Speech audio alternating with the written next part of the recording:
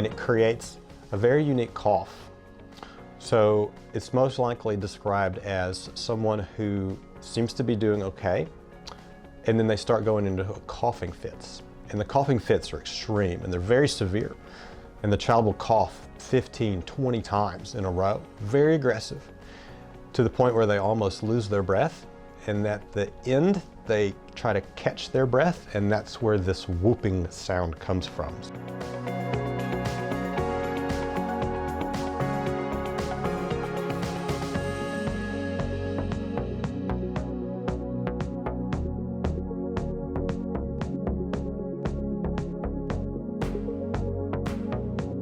They don't usually have the severity of symptoms, but they do have a significant cough, and it's a cough that seems to linger and hang on for a long time.